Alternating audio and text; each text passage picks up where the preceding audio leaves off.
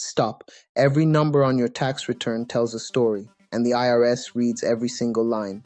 One number that looks off, one thing that doesn't match up. And suddenly you have a letter in your mailbox asking you to explain yourself. Today I'm going to tell you how likely that actually is, who gets targeted the most, and what you can do right now to keep the IRS from knocking on your door. Let's get into it. First, let's make sure we're on the same page. An audit is simply when the IRS decides to take a closer look at your tax return. It does not automatically mean you did something wrong. It means they want to verify that what you reported is accurate.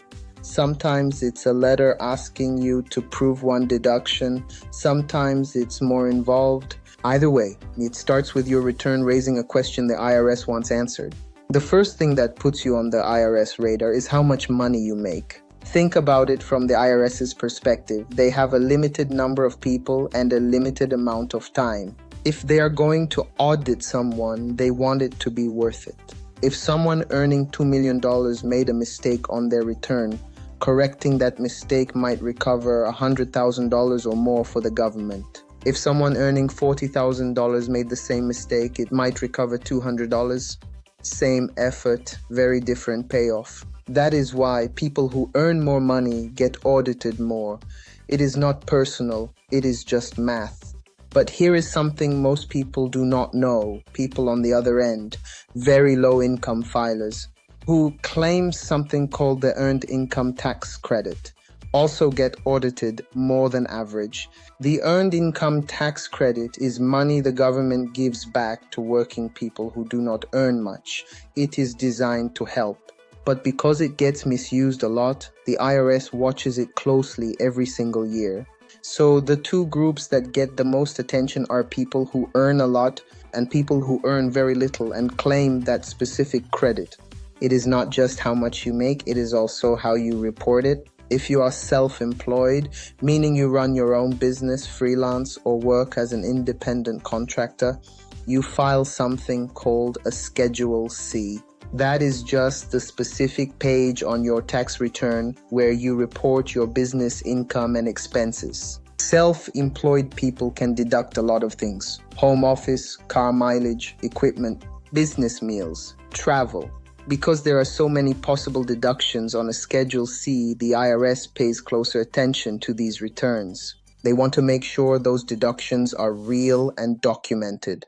Beyond that, if you report your income inconsistently from year to year, show big losses across multiple businesses, or claim deductions that seem way too large for what you earn, your return stands out. The more your return looks different from what the IRS expects to see, the more likely they are to take a closer look. A red flag is anything on your return that makes the IRS stop and say, wait, that doesn't look right. Some examples: claiming a home office deduction that is way too large compared to your income. Reporting big losses in your business every single year with no explanation. Running a business that deals mostly in cash, like a restaurant, a food truck, a hair salon, without solid records to back up what you reported. The IRS knows cash businesses are easy places to underreport income, so they watch them more.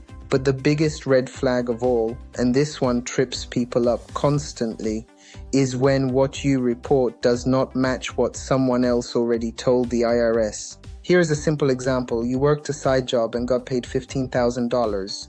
The company that paid you sent a form directly to the IRS showing that you file your return and forget to include that $15,000.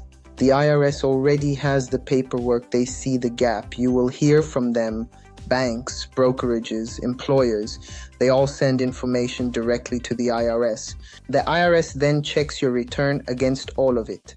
If the numbers do not line up, it gets flagged automatically before a human even reads your return. Here is what the data actually shows for 2024. In plain terms, according to the IRS Data Book compliance presence in fiscal year 2024, the IRS closed over 505,000 tax return audits across all return types. For individual returns specifically, that number was 444,014 audits out of roughly 167 million individual returns filed.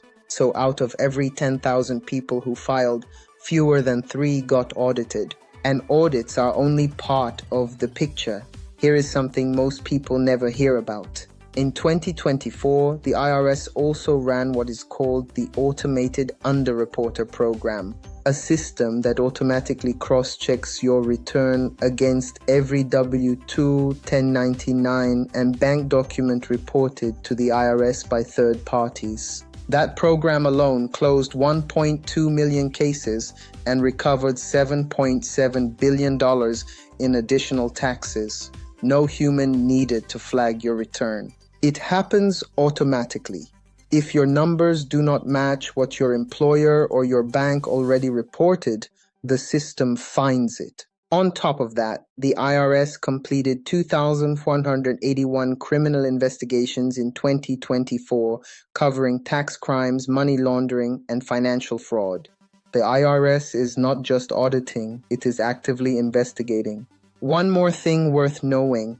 The IRS's audit rate also goes up and down based on how many people they have working there. More staff means more audits. Fewer staff means fewer audits. So your risk is not only about your return, it is also about what the IRS has the capacity to do that year. Here is exactly how to lower your risk. 1. Report everything. Every job, every side income, every investment gain.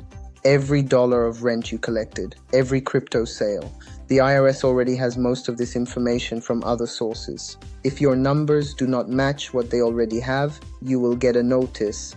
There is no such thing as income too small to report. 2.